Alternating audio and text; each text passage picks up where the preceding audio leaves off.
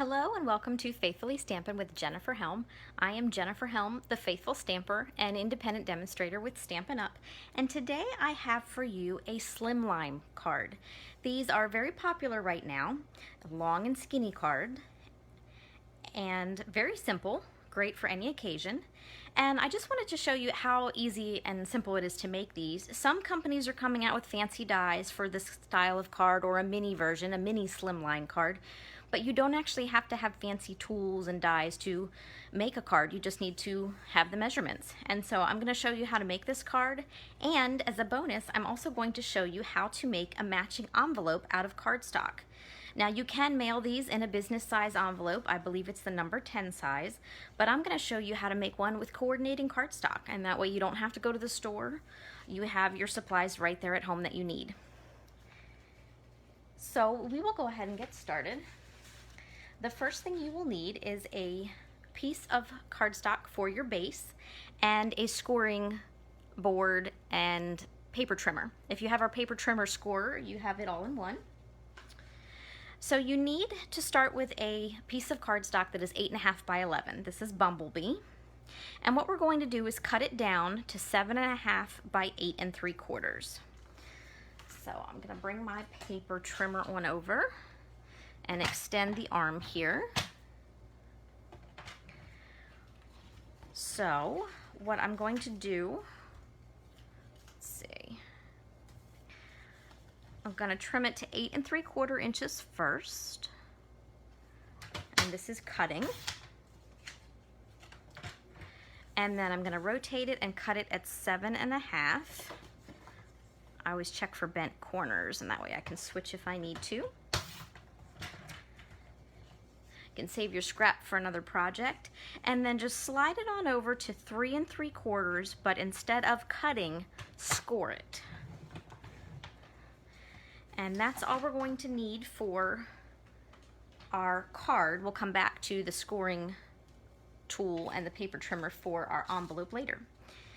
So all you need to do is fold your card in half on the score line, and you've got your card base already. Next up, you will need a few pieces of cardstock for the front of the card.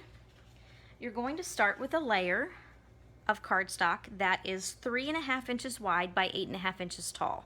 And what's nice, if you take a sheet of cardstock that's 8.5 by 11, you can turn it sideways and just trim it 3.5 inches wide, and you can get a couple of panels if you're trying to make more than one of card at a time. Next, you will need a piece of basic white that is 3 1/4 inches wide by 8 1/4 inches tall. So again, if you use 8.5 by 11, you can cut it 3 1/4 and then just trim off 1/4 inch at the bottom, and you've not wasted a lot of cardstock. I'm always about saving cardstock whenever possible.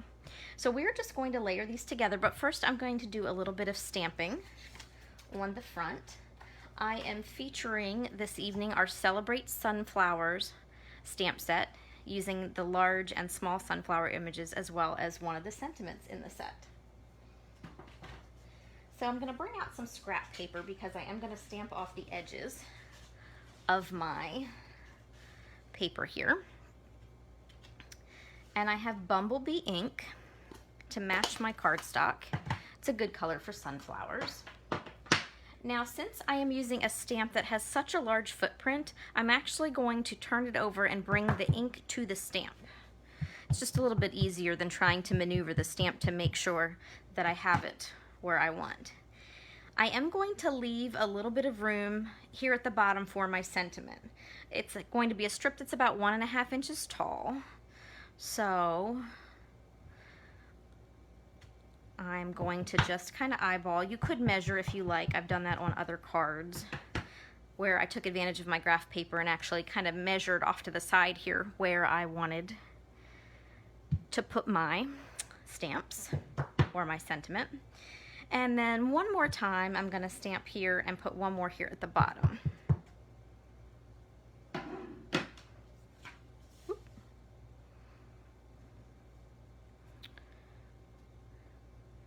Just like that.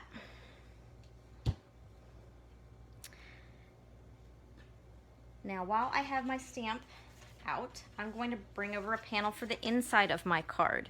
This is 3.5 inches wide by 8.5 inches tall, same as that dark layer that I'm using on the front. And I'm just going to take my Bumblebee ink again and the smaller sunflower stamp and just add a quick accent at the top and the bottom. You could obviously add a sentiment to the inside as well if you wanted. Totally up to you.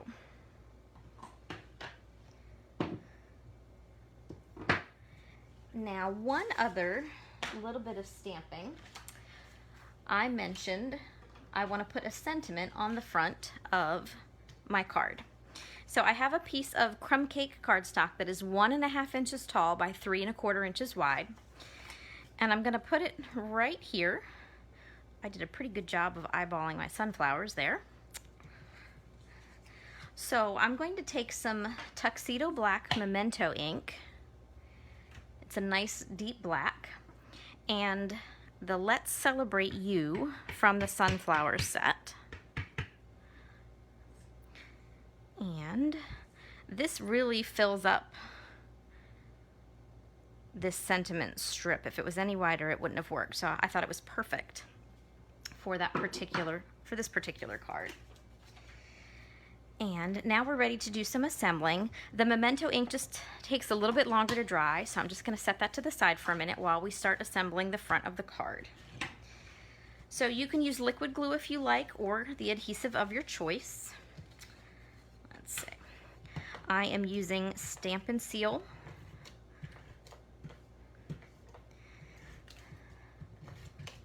Mine is famously persnickety on my videos,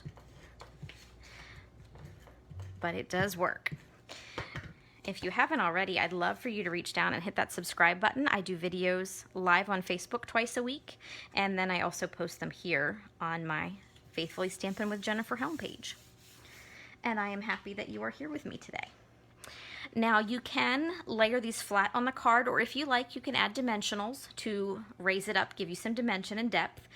I will caution you, however, if you're going to put dimensionals on them, you need a good bit of coverage to make sure it's not sagging in the middle. One on the corners and one in the middle doesn't quite do it. But for this one, I'm going to glue it on flat. And then I'm going to add the dimension with my sentiment strip.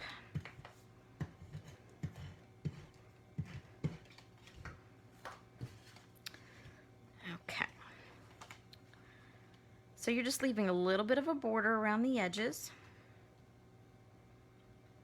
like so. And just give that a good press down.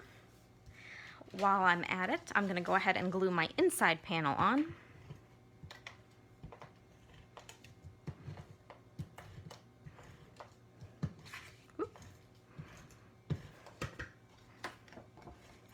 Wrinkle that up a little bit. And there we go. I think I saved it. All right, so before I put my sentiment strip on, I'm going to add to it just a little bit. I have some Bumblebee gingham ribbon that I'm going to put on the front of the card here. I'm going to use what I call a faux bow technique. And so rather than tie a strip of ribbon around the front and tie a bow all together, I'm going to do it in 2 steps. So I have my ribbon scissors. I'm going to first cut a strand of ribbon here that is a little bit longer than my piece of cardstock. And here's a little cheat that I like to do. You can glue your ribbon down if you like, but what I like to do is take the ribbon, take a little piece of Scotch tape and tack it to the end, and then fold my ribbon behind.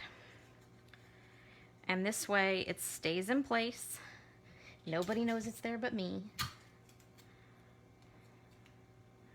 The trick sometimes is not tying it too tight so that your cardstock doesn't bow once you flip it over. So there we go. Now I'm going to grab some dimensionals, because here's where I'm going to add that height to the front of the card. And I'm simply going to add one on each corner here. And one in the middle, so I'm going to take a little snip here. I use all the pieces, even all the edges of my dimensionals. No waste. So peel the backing off there. And then I'm just going to go ahead and place my sentiment strip. Now I'm going to come back with my ribbon and I'm going to make a bow. I am not well known for my bow making skills. I find it easier to actually make them off the spool like this than trying to tie a long piece of ribbon into a bow. Let's see. I always check front and back to see which side looks good or if I need to retie it. So I think I like that. I'm going to snip the edges a little bit. Move that to the side.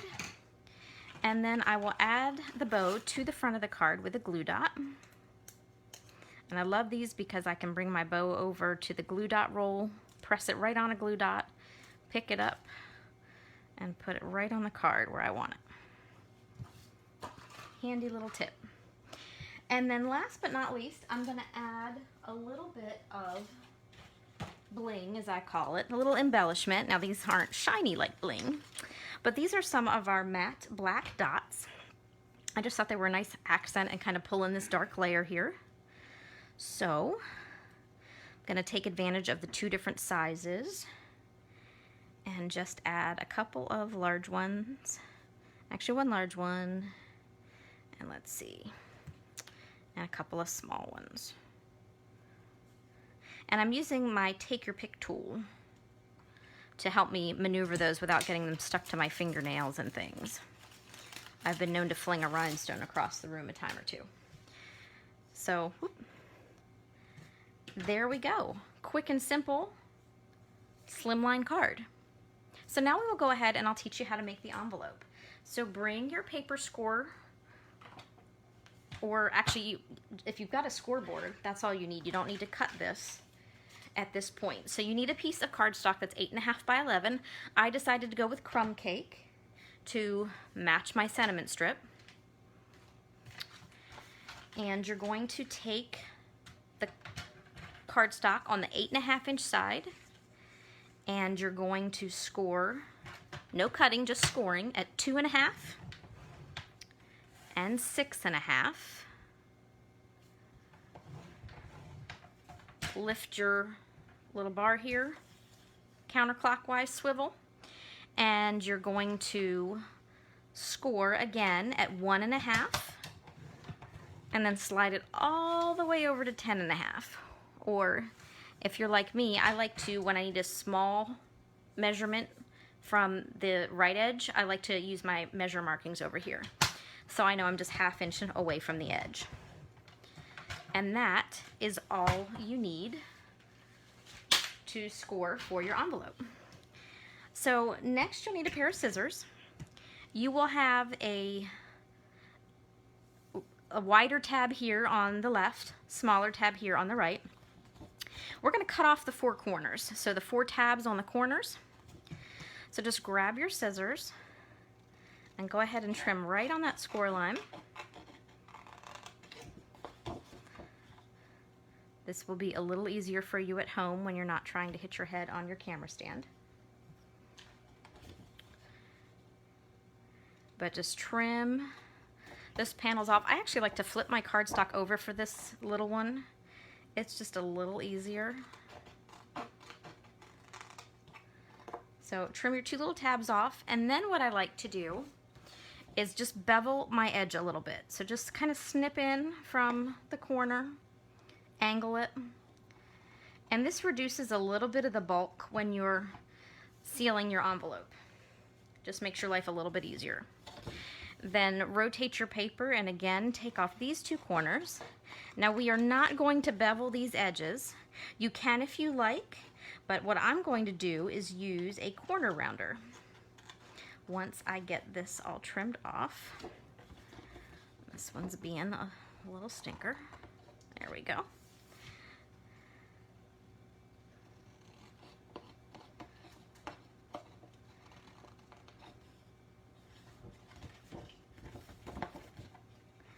I'm just going to trim right along this last line.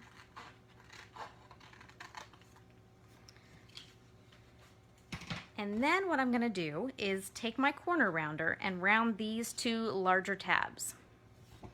If you're good at freehanding, you could definitely round your corners freehand. I would freehand it so much I wouldn't have a tab left on my envelope. So I have our detailed trio punch. It's 3 punches in one, and it has this beautiful corner rounder on it. And just like that, I have a rounded tab for my envelope. Now, if you want to stamp your envelope, I recommend doing it now before you start folding and assembling. It's just easier because you've got a flat piece of cardstock to work with. And it doesn't really matter which corner you use for your stamps. What I tend to do though is I keep my rounded corners to the right and I stamp here on the left, bottom left. So I'm just going to take that small sunflower stamp and some bumblebee ink and stamp just there at the bottom. And close my ink up to give that a second to dry. And then we're ready to go ahead and assemble our envelope. So what you need to do is flip over, if you've stamped on it, flip it over. Go ahead and fold on all your score lines. And give it a burnish with a bone folder if you've got one. And then fold your end tabs in as well. The burnishing just helps you have good crisp corners. Now, one of your long flaps is wider than the other. So I like to take a look and double check. You can tell which is which. And I like to keep the wider tab to the top. Grab some tear and tape, or you can use liquid glue. And just put a strip of your tear and tape, it's double-sided tape, along the top of your envelope flap there. And then I like to come back and burnish my tape again. This just really makes sure it's connecting well with the cardstock. And then I'm going to take my take your pick tool and just kind of catch the edge of my tape.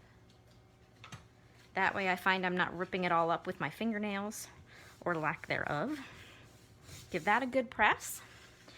And then I'm going to flip to my small tab here. That's going to be the bottom of my envelope.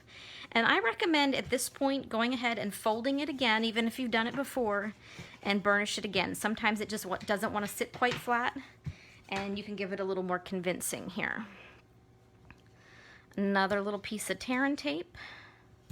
Hopefully not as crooked as I just put that on here, but it's okay, it doesn't matter.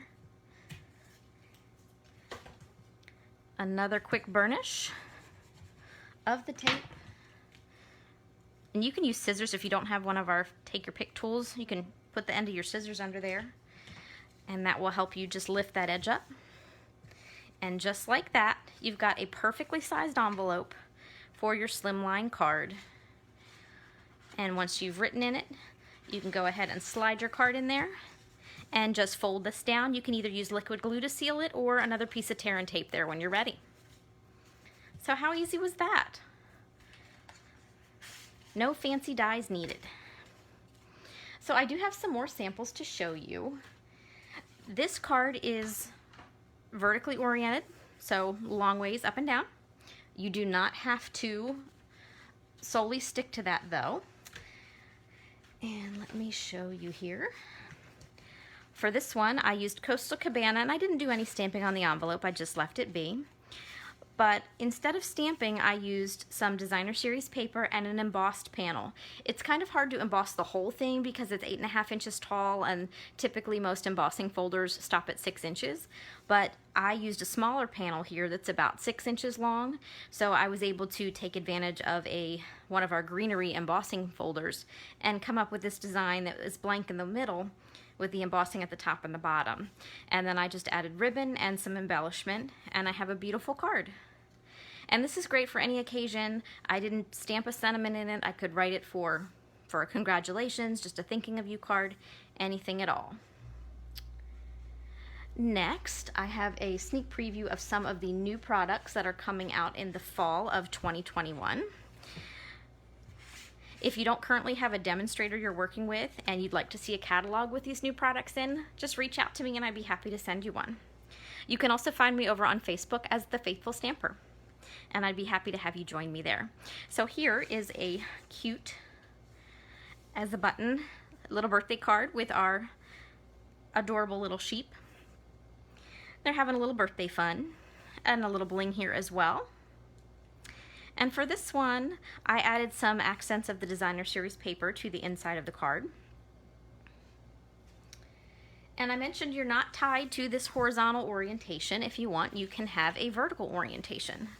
So here's another sneak peek. If you like the sheep, you might like the squirrels. This is our Nuts About You, Nuts About Squirrels stamp set that's coming out this fall. And I stamped and fussy cut these little squirrels. Added some designer series paper. Fall is my favorite season, so I'm absolutely in love with this paper and the fall colors. And then I kept the fall going on the inside with some stamped leaves. And so you can see these are great for any kind of card. If you happen to be like me and have a ton of scraps of designer series paper, I have a Christmas card designed for you. This could be used for any time of year too, but I did use Christmas paper here. And I just did I did 1/2-inch strips of designer series paper, and I just started here and then started layering them in a design until I was happy, and glued them on the front, added a little sentiment and some accents, and I have a beautiful patchwork Christmas card. And here I did some stamping on the inside. So I hope you enjoyed learning how to make this Slimline card and envelope. Thank you so much for taking the time to watch this video. I hope you'll come back and watch future videos and subscribe to the channel. And I'd love it if you'd hop over and visit me on Facebook too. Thank you so much for watching. Happy crafting.